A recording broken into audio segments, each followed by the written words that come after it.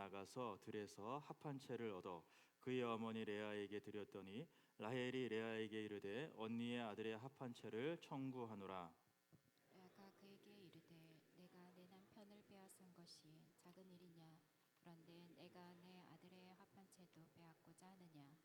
라헬이 이르되 그러면 언니의 아들의 합한 채 대신에 오늘 밤에 내 남편이 언니와 동침하리라 하니라. 저물 때에 야곱이 들에서 돌아오매 레아가 나와서 그를 영접하며 이르되 내게로 들어오라. 내가 내 아들의 합한 채로 당신을 샀노라. 그 밤에 야곱이 그와 동침하였더라. 하나님이 레아의 소원을 들으셨으므로 그가 임신하여 다섯째 아들을 야곱에게 낳은지라. 레아가 이르되 내가 내 시녀를 내 남편에게 주었으므로 하나님이 내게 그 값을 주셨다 하고 그의 이름을 이사갈이라 하였으며, 레아가 다시 임신하여 여섯째 아들을 야곱에게 낳은지라. 레아가 이르되 하나님이 내게 후한 선물을 주시도다. 내가 남편에게 여섯 아들을 낳았으니 이제는 그가 나와 함께 살리라 하고 그의 이름을 수블론이라 하였으며, 그 후에 그가 딸을 낳고 그의 이름을 디나라 하였더라. 하나님이 라헬을 생각하신지라 하나님이 그의 소원을 들으시고 그의 태를 여셨으므로, 그가 임신하여 아들을 낳고 이르되 하나님이 내 부끄러움을 씻으셨다 하고. 함께 읽습니다. 그 이름을 요셉이라 하니 여호와는 다시 다른 아들을 내게 더하시기를 원하노라 하였더라. 아멘. 주보에 나온 본문하고 좀 말씀이 달라져서 죄송합니다.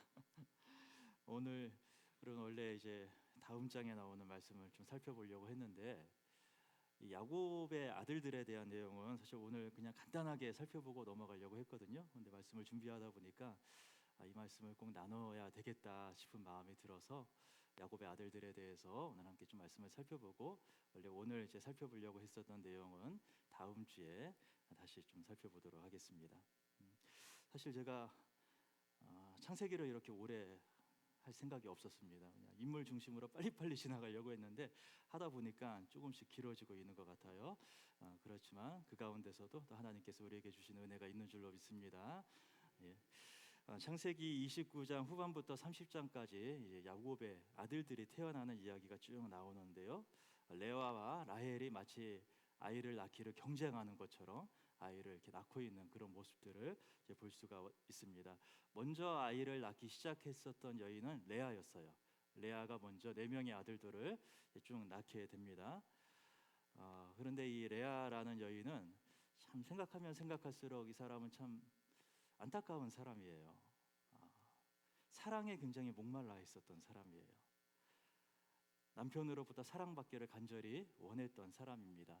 그래서 여기 화면에 나오는 것처럼 이 네 명의 아이들을 낳고 레아가 이름을 하나하나 붙였는데 첫째부터 셋째까지는 다 남편에 대한 그런 언급들이 들어가요. 남편이 나와 함께 있으면 좋겠다. 이제는 남편이 나를 좀 사랑했으면 좋겠다. 그런 내용들이 이렇게 쭉 들어가고 있습니다.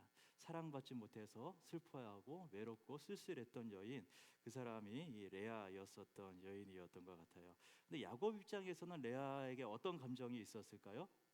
야곱 입장에서는 레아를 만나는 것이 별로 기분 좋은 일은 아니었을 것 같아요. 왜 그렇습니까? 이 여자는 나를 속인 여자다, 그런 생각이 있었겠죠. 라헬인지 알고 첫날밤을 치렀는데 아침에 보니까 레아였잖아요. 그러니까 나를 속인 사람, 내가 믿지 못할 사람, 그런 느낌이 있었지 않았을까 싶어요. 그리고 이 야곱 입장에서는 레아를 대하는 것이 굉장히 껄끄러웠던 일이었을 것 같습니다. 왜 그럴까요? 레아를 보면 볼수록 어떤 일이 생각났겠습니까? 나도 아버지와 형을 속였다, 그 생각을 계속 나게 하는 여인이에요. 레아를 만나면 만날수록 자기가 지난날 저질렀었던 그런 죄악들이 자꾸만 떠오르는 것입니다. 그렇기 때문에 레아를 만나는 것이 야곱 입장에서는 편한 일은 아니었을 것 같아요. 자신의 부끄러운 일들, 자신의 치부를 떠올리게 하는 여인, 그런 여인이었던 것입니다. 그럴수록 레아는 쓸쓸해져요. 외로워집니다. 사랑받고 싶어져요. 레아는 아마 모르긴 몰라도 어렸을 때부터 라헬하고 계속 비교되면서 자라지 않았을까 싶습니다. 라헬은 곱고 아리따운 외모를 갖추고 있었던 여인이었습니다. 그런데 그에 비해서 레아는 어떤 사람이었어요? 그냥 눈만 좀 예쁜 다른 데는 말하기 좀 어려운 그런 여인이었어요. 자매가 있는데 한 명은 되게 예쁘고 한 명은 어떻게 말하기 좀 어렵고 그러면은 비교되잖아요. 어, 누가 말하지 않더라도 스스로 비교 의식을 느꼈고 항상 열등 의식을 갖고 자랐을 것 같습니다. 그래서 이런 인정에 대한 욕구에 메말랐던 사람이 레아였을 것 같아요. 나도 라헬처럼 되고 싶다. 나도 사람들한테 예쁨 받고 싶고 칭찬 받고 싶고 나도 누가 나 좀 알아줬으면 좋겠다. 그런 욕구가 가득했었던 사람이 레아였을 것 같은데 결혼해서 남편과 사는데도 남편은 자기를 멀리하고 남편이 자기를 미워하는 것 같고 외롭습니다. 사랑받지 못하는 그런 여인. 그래 참 비참한 인생을 살아가는 거예요. 어렸을 때부터 라헬하고 계속 비교하면서 자랐을 것인데 결혼조차도 어떻게 했어요? 라헬의 대타로 결혼을 했어요. 야곱이 라헬인 줄 알고 결혼했었던 여인, 그 사람이 레아였던 것입니다. 결혼 전까지만 해도 레아는 아마 이런 생각을 했을 것 같아요. 내 인생은 동생한테 뺏긴 인생이다. 그런 생각 들지 않았겠습니까? 동생하고 계속 비교하면서 나도 동생처럼 되고 싶다라는 생각 갖고 있었을 것 같습니다. 이런 생각 한 사람이 레아뿐만이 아니었죠. 야곱도 똑같은 생각을 했었잖아요. 야곱도 끊임없이 형 에서하고 비교하면서 나도 에서처럼 되고 싶다. 그런 마음을 품고 있었던 사람이 야곱이기도 했었습니다. 그렇기 때문에 레아라는 사람은 야곱의 또 다른 그림자바다 같은 사람이었어요. 야곱이 그래서 레아를 만나는 게 너무도 힘들었을 거예요. 레아를 보면 꼭 누구를 보는 것 같아요? 나를 보는 것 같으니까. 나의 부족한 모습, 나의 연약한 모습, 그 모습 그대로가 레아에게서 보이는 것입니다. 그래서 야곱은 레아를 가까이 하기가 어려웠을 것이고 레아를 외롭게 하고 레아는 사랑받지 못한다는 마음의 쓸쓸함과 외로움 속에서 하루하루를 보냈을 것 같습니다. 그래서 그런 마음들이 이 아들들의 이름에 다 투영이 되어 있는 거예요. 첫째 아들을 낳고는 루벤, 루가 이제 보라라는 뜻이고 벤이 아들이란 말이에요. 이 말 자체를 아들의 이름으로 만들었어요. 아들 낳아서 너무 좋았나 봐요. 보라 아들이다 하면서 이제 남편이 나를 사랑하겠지. 아들도 낳아줬는데 내가 이제 사랑받겠지라는 생각을 했었을 것 같아요. 둘째 아들 시므온을 낳고는 하나님께서 내가 사랑받지 못함을 들었다. 내가 이렇게 외로운 여인이다. 하나님도 아신다. 그런 마음도 품었습니다. 셋째 아들 낳고는 이제 남편이 나랑 지금 연합하겠지. 아들을 3명이나 낳았는데 그렇죠? 야곱이 레아를 별로 안 좋아하면서도 자녀들은 참 많이 낳았습니다. 네. 하여튼 그런 되게 참 애매한 관계였던 것 같아요, 두 사람이. 네.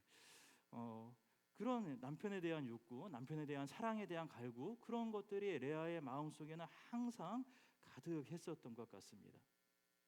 근데 넷째를 낳은 후에는 조금씩 변화가 생겨요.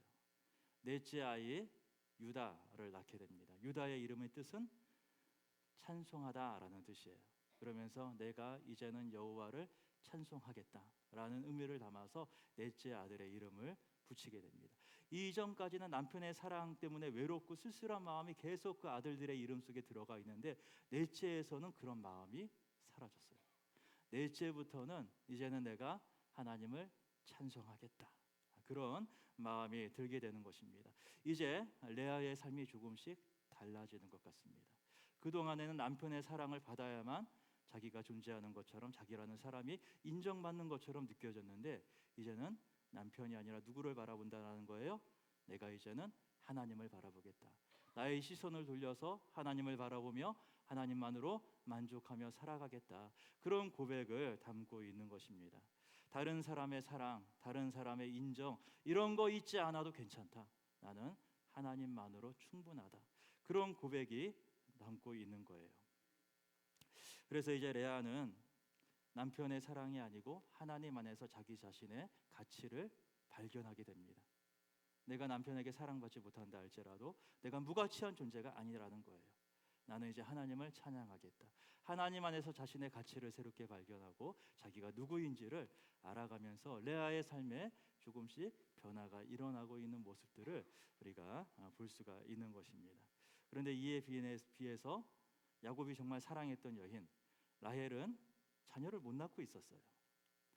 자녀를 못 낳고 있으니까 이 라헬이 어떤 일을 벌이냐면은 자기의 시녀였던 빌하를 야곱의 첩으로 드리게 됩니다. 이것은 마치 사라가 아브라함에게 자기의 시녀 하갈을 첩으로 들여서 아기를 낳으려고 했었던 그런 것을 연상시키는 모습이에요. 이 비라가 야곱의 첩이 되어서 임신을 하게 됩니다. 그래서 두 명의 아들을 낳아요. 단과 납달리라는 아이들을 낳습니다. 이 두 아이들은 비라가 낳았지만 그러나 라헬의 자녀들로 인정이 되는 사람들입니다. 그래서 이들의 이름을 누가 붙여요? 라헬이다 붙여요. 단을 낳고서는 하나님이 이제 내 억울함을 푸셨다, 그런 의미에서 단이라는 이름 붙이고, 납달리라는 이름을 붙이고서는 이제 내가 언니와 경쟁에서 이겼다, 그런 이름을 붙입니다. 이 아이들의 이름을 붙이는 걸 놓고 보면은 이 라헬이라는 사람이 자녀를 낳는 것을 어떻게 인식하고 있었는지를 보여줘요. 이 자녀는 라헬 입장에서는 사랑하는 대상이나 축복, 하나님의 축복, 그런 게 아니에요. 남편의 사랑을 쟁취하기 위한 언니와의 경쟁 수단, 그것이 아들들이었어요. 그러니까 이 둘째 납달리, 이 비라를 통해서 납달리를 얻은 다음에 내가 언니와 경쟁해서 이겼다, 이런 이름을 아이들에게 붙이고 있다라는 것입니다. 이 라헬이라는 사람은 또 역시 안타까운 사람이었어요. 이 아브라함 가문에 아주 고질적인, 어쩌면 좀 전통적이라고 할 수 있는 문제가 있는데, 뭐냐면은 아내들이 임신하기 어려웠다라는 거예요.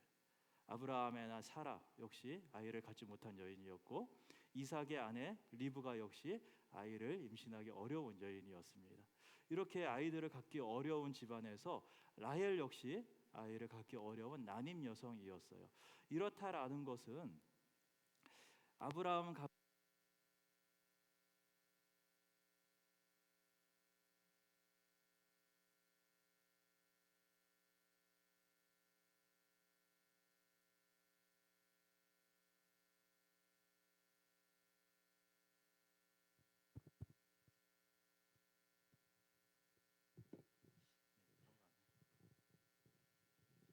네, 아마 제가 좀 지난주에 늦게 켜서 제가 오늘 일찍 켰거든요. 배터리가 떨어지지 않았나 그런 생각이 듭니다. 네, 예.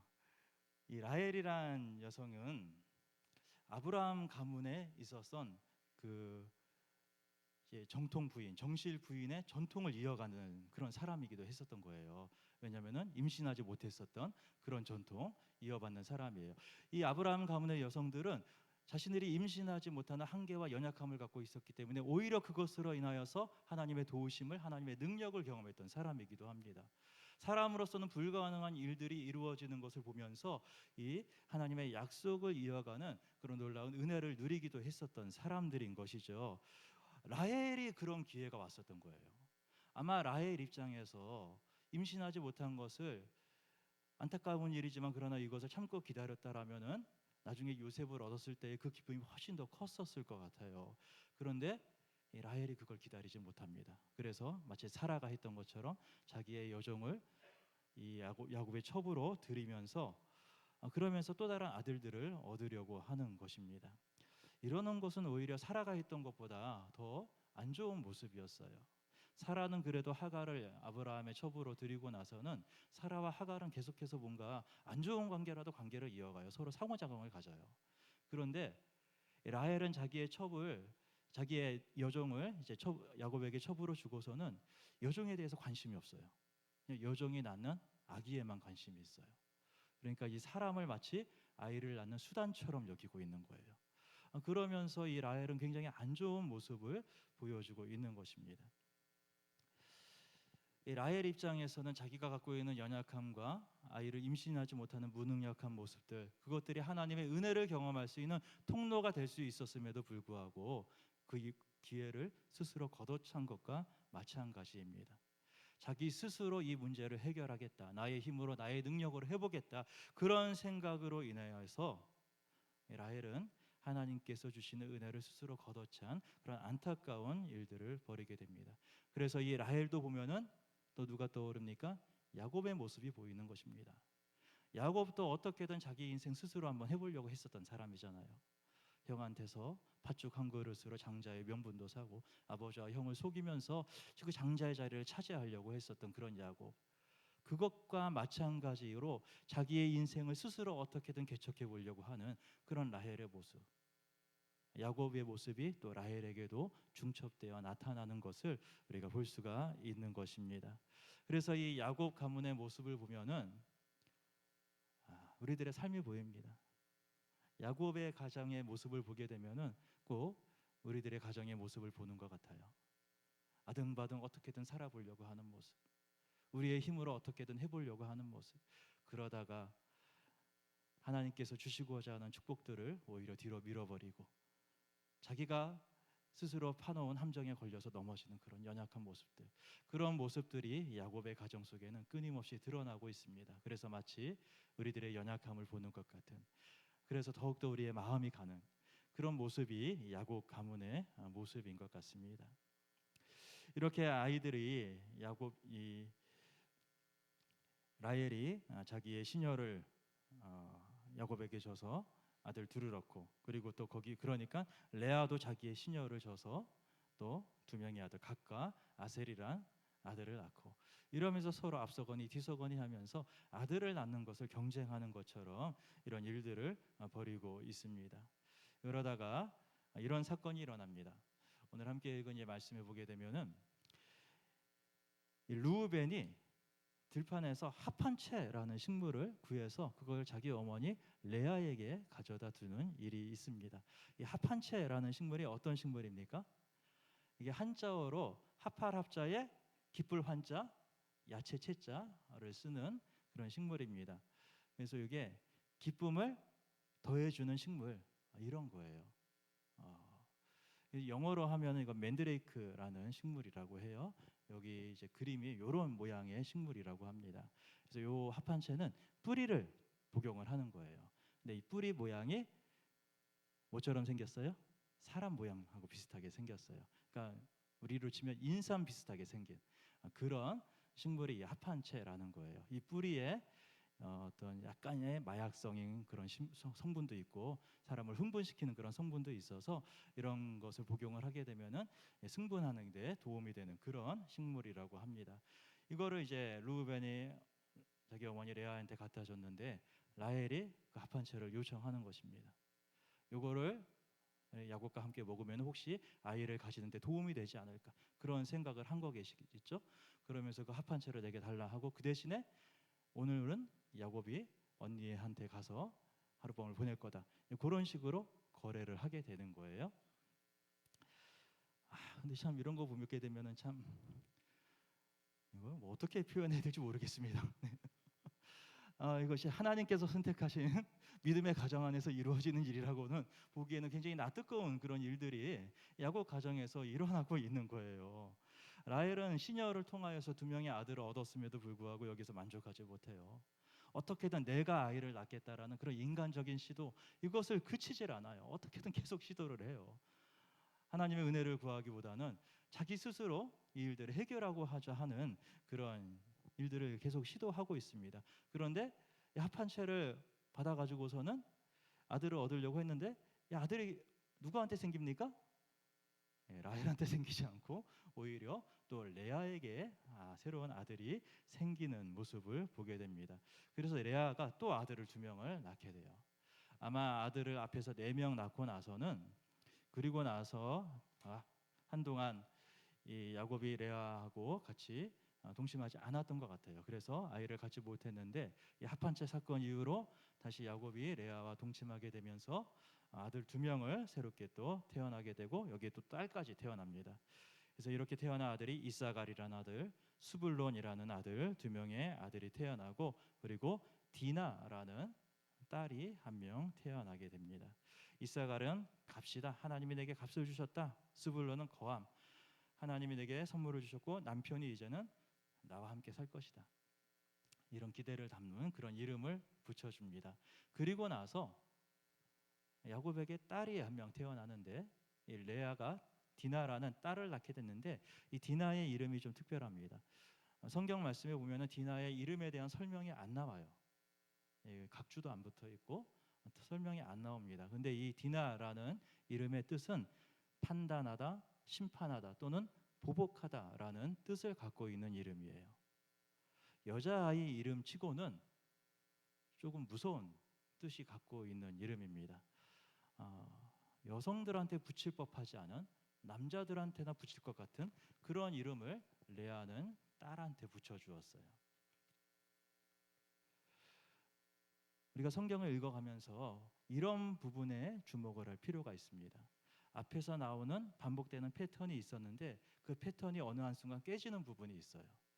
근데 오히려 이런 부분에 하나님께서 우리에게 주시고자 하는 감춰진 메시지가 있을 수가 있다.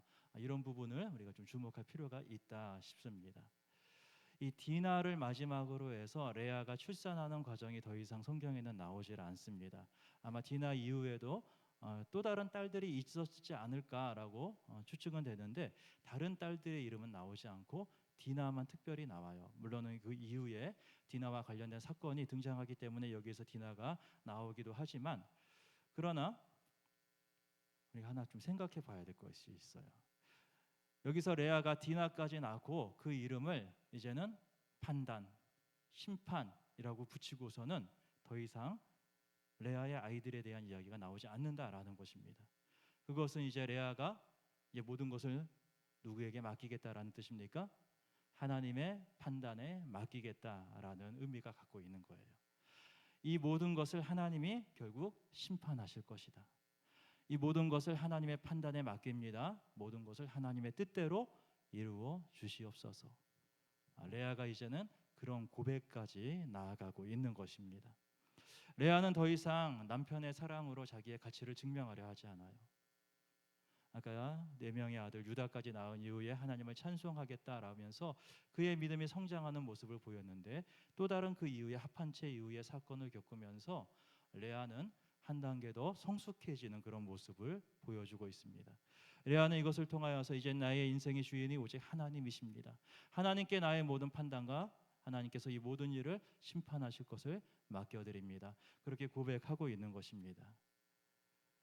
야곱의 아들들 중에서는요, 바로 이 야곱의 아내들 중에서는 바로 이 레아만이 야곱의 정식 부인으로 인정이 됩니다. 그것을 어떻게 알 수 있습니까? 레아만이 아브라함의 가족묘에서 함께 묻히는 여인이 되기 때문입니다. 이 창세기 49장 31절에 나오는 말씀이에요. 이 말씀은 야곱이 그의 아들 요셉에게 마지막 유언을 남기고 있는 말씀인데 내가 죽으면은 나를 애굽 땅에 묻지 말고 가나안 땅 막벨라굴에 묻어달라라는 유언입니다. 그 말씀에 보면은 아브라함과 그의 아내 사라가 거기 장사되었고 가나안 땅에 있는 막벨라굴에 장사되었고 이삭과 그의 아내 리브가도 거기 장사되었으며 나도 누구를 레아를 거기에 장사하였다라고 이야기를 하고 있는 것입니다. 야곱에는 4명의 아내가 있었는데 이 4명의 아내들 중에서 누구만? 레아만 아브라함의 가족묘 이 막벨라 굴에 묻히게 되었다라는 것입니다. 그럼 라헬은 어떻게 되었을까요? 라헬은 막내 아들 베냐민을 낳다가 죽게 되는데 라헬은 창세기 35장에 나오는 말씀 보면은 라헬이 죽음에 에브랏 곧 베들레헴 길에 장사되었다라고 말씀하고 있습니다. 라헬은 야곱이 이동하는 중간에 길에서 객사를 했어요. 아이를 낳다가. 그래서 그 이동하는 중에 있었던 베들레헴 근처 그 베들레헴 근처에 라헬이 따로 묻히게 되었다라는 거예요. 그래서 라헬은 아브라함의 가족묘에 들어가지 못하고 레아만 야곱의 정식 부인으로 인정받아서 이 가족묘에 들어갈 수가 있게 되었다라는 것이에요. 결국 레아만이 아브라함의 정식 부인으로 인정받았어요. 굉장히 사람의 목말랐다 했던 여인이고 다른 사람이 나를 인정해주고 다른 사람의 칭찬, 다른 사람의 애정 그것으로 자기의 가치를 증명받으려 했었던 여인이었는데 그러나 이 레아는 결국 그 모든 것을 극복하고 하나님 앞에서 인정받는 여인이 되었다라는 것입니다. 이 레아의 모습을 볼 때에 오늘 우리의 시선을 어디에 두어야 할 것인가라는 것을 생각해 보게 돼요. 오늘 우리가 다른 사람이 나를 알아주는 것, 다른 사람이 나를 인정해 주는 것 거기에 목말라 있는 것이 아니고 누구를 바라봐야 한다라는 것입니까? 하나님을 바라보자라는 것입니다. 우리의 시선을 하나님께로 돌려드릴 때에 우리의 인생이 참으로 완성되는 그런 은혜를 누리게 될 줄로 믿습니다. 라헬은 참 안타깝게도 이 아브라함의 가족묘에 들어가지는 못했지만 그러나 이 라헬 역시 결국에는 하나님의 은혜를 입게 되는 모습을 보게 됩니다. 라헬이 누구를 낳게 됩니까? 라헬은 요셉을 낳게 된다라는 것이죠. 창세기 30장 22절에서 24절까지 한번 같이 읽습니다. 하나님이 라헬을 생각하신지라 하나님이 그의 소원을 들으시고 그의 태를 여셨으므로 그가 임신하여 아들을 낳고 이르되 하나님이 내 부끄러움을 씻으셨다 하고 그 이름을 요셉이라 하니 여호와는 다시 다른 아들을 내게 더하시기를 원하노라 하였더라. 라헬 역시 마침내 아들을 얻게 됩니다. 요셉이란 아들이었어요. 하나님이 내 부끄러움을 씻으셨다. 다른 아들을 내게 더하시기를 원한다. 이런 기대와 마음을 담아서 라헬이 그 아들의 이름을 요셉이라고 붙이게 됩니다. 이런 과정을 거치면서 라헬 역시 사라부터 시작해서 리브가 그리고 라헬까지로 이어지는 아브라함 족장 가문의 정식 부인으로서 이제 들어가게 되는 거예요. 특히 이제 난임의 고통을 겪었었던 그 전통을 따라갈 수 있는 그런 여인으로 인정하고 되는데 이런 과정에서 라헬이 조금씩 성장하는 것을 볼 수가 있어요. 예전에 라헬이 언니가 막 아들들을 낳는 것을 봤을 때 라헬은 엄청 질투했어요. 그러면서 야곱한테 막 따졌어요. 나로 아이를 갖게 해달라. 그러니까 야곱이 내가 하나님이냐, 내가 하나님을 어떻게 대신하겠느냐, 같이 막 성을 내면서 싸우고 막 그랬습니다. 근데 그러한 과정을 넘어가면서 라헬은 무엇을 했던 거예요? 라헬은 이제 기도하게 되었습니다. 하나님을 구하게 됐어요. 하나님이 라헬의 소원을 들으시고 하나님이 라헬에게 요셉을 주셨다라는 것입니다. 하나님이 라헬의 소원을 들으셨다라는 것은 라헬이 하나님께 기도하였다라는 것을 이야기를 하고 있는 거예요. 그동안에 라헬은 야곱한테 자꾸 아이를 갖게 해달라고 요청을 했습니다. 마치 야곱이 하나님이라도 되는 것처럼. 그런데 이것이 아니구나. 내가 남편한테 이것을 요청할 것이 아니고 하나님께 이것을 구해야 되겠구나라는 것을 라헬이 결국은 깨닫게 되었다라는 것입니다. 그러면서 라헬이 기도하기 시작했고 하나님이 라헬의 소원을 들어주셨고 그래서 하나님의 은혜가 임하셔서 이 아이를 갖지 못했던 여성, 이 난임이었던 이 라헬 역시 아이를 얻게 되는 그런 하나님의 은혜를 누리게 되었다라는 것입니다. 라헬이 낳은 아들은 요셉하고 그리고 나중에 출산하다가 이 라헬이 결국 죽게 된 베냐민 2명밖에 없었습니다. 그런데 이 요셉이 엄청난 아들이었죠. 나머지 11명의 아들 다 합친 것보다도 더 뛰어났던 아들이 요셉이라는 아들이었어요. 그래서 라헬은 할 만큼 다 하고 하나님의 부름을 받은 거예요. 질투하기도 하고 시기하고 미워하기도 했지만 그러나 이 땅에서 라헬이 해야 할 일은 다 했던 것입니다. 더구나 라헬이 낳은 아들 요셉은 예수님을 예표하는 예수님의 고난과 예수님의 또 높아지심을 예표하는 그런 인물이 되기도 하는 것입니다. 이런 것을 보게 되면은 라헬 역시 조금씩 하나님의 은혜 속에서 성장해 가고 있었다라는 것을 알 수가 있습니다. 다음 주에 살펴보겠지만 이제 야곱이 라반을 떠나서 가나안 땅으로 돌아갈 때에 라헬이 어떤 일을 하냐면은 그의 아버지의 신상 드라빔을 훔쳐오는 일도 있었어요. 라헬이 이걸 왜 훔쳤을까요? 그 이야기는 제가 다음 주에 하도록 하겠습니다. 이런 야곱의 가정에서 일어나는 여러 가지 일들을 보게 될 때에 이런 것들을 생각해 보게 됩니다. 첫 번째는 하나님은 하나님의 뜻을 반드시 이루어 가신다라는 것입니다. 야곱 가정에서 일어났었던 이 일들을 보게 되면 참 뭐라고 표현해야 될지 모르겠어요. 이렇게 참 난잡하다고 할까요? 이렇게 어이없다고 할까요? 이런 일들이 이 가정에서 일어나고 있는 거예요. 정말 콩가루 가정 같은 그런 모습이 야곱의 가정에서 보이게 됩니다. 하지만 그럼에도 불구하고 하나님은 이 가정을 통하여서 하나님의 뜻을 다 이루어 가세요. 이렇게 참 어지러운 장면들을 통하여서 야곱의 아들들이 태어났는데 이 아들들이 결국은 누가 되는 거예요? 이스라엘 12지파의 조상들이 된다라는 것입니다. 하나님께서 이렇게 참 어렵고 힘든 상황을 통하여서 이런 것들을 통해서 결국은 하나님의 역사를 이루어가는 모습들을 보게 될 수가 있는 것입니다. 그렇기 때문에 우리가 결코 우리의 삶 속에서 희망을 포기해서는 안 됩니다. 우리의 삶 속에서 반드시 하나님은 하나님의 뜻을 이루어 가신다라는 믿음과 확신을 가지고 하나님을 붙잡아야 할 줄로 믿습니다. 지금 우리가 보기에는 우리가 하는 일이 참 어이없는 일이 될 수도 있어요. 정말 남들이 보기에 부끄러운 그런 일일 수도 있어요. 그러나 우리가 알지 못하는 오랜 시간 후에 그 일들이 하나님의 위대한 역사를 이루는 시작이 될 수도 있다라는 것입니다. 그걸 누가 알 수가 있겠습니까? 하나님만이 아실 뿐입니다. 우리는 우리의 삶의 마지막 이 모든 일의 결과를 볼 수가 없지만 하나님은 모든 것을 끝까지 보고 계신 분이세요.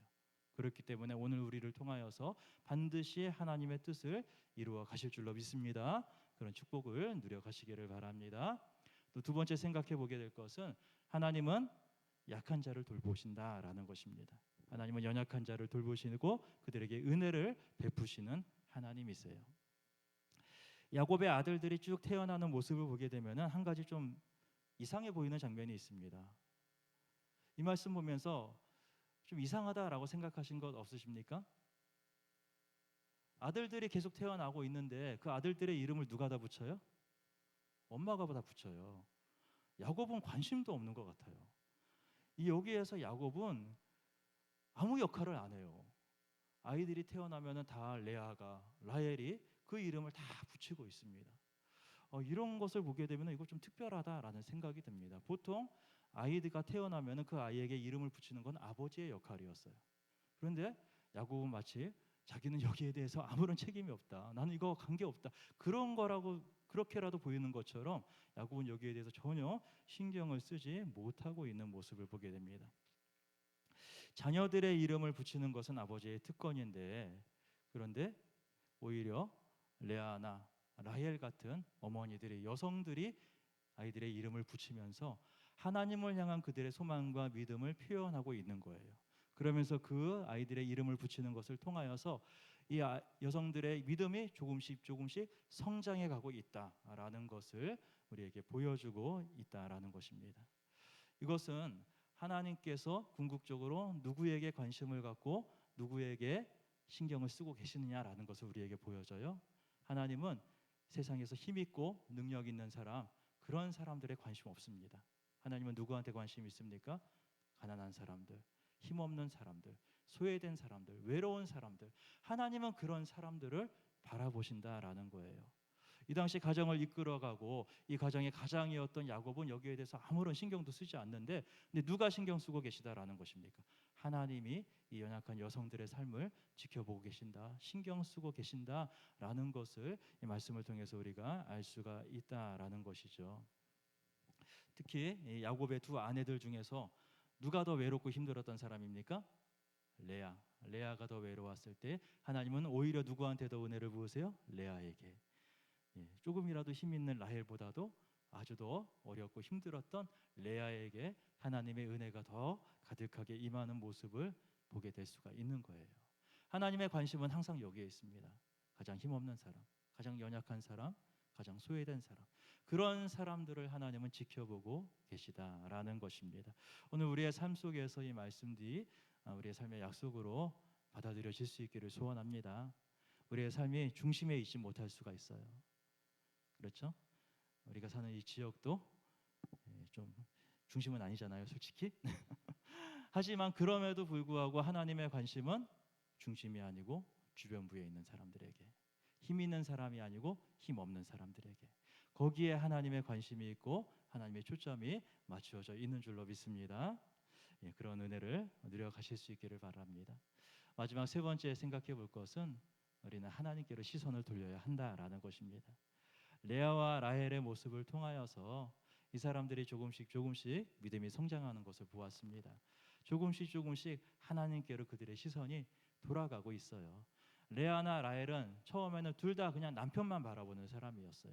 남편의 사랑, 야곱의 사랑만을 간절히 찾고 그것만을 바라보던 사람입니다. 그런데 조금씩 그들의 시선이 하나님께로 향하게 돼요.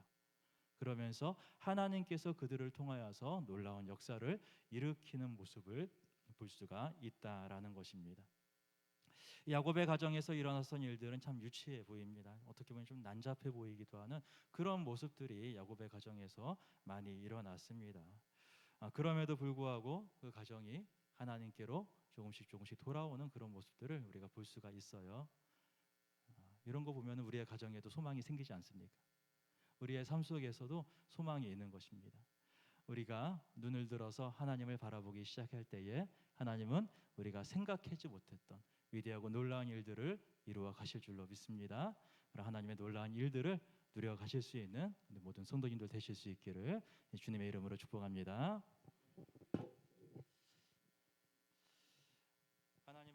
하나님 아버지 참 감사합니다. 오늘 이 시간 야곱과 또 레아와 라헬 이들의 가정을 통하여서 하나님의 역사가 어떻게 이루어졌는가라는 것을 살펴보게 되었습니다.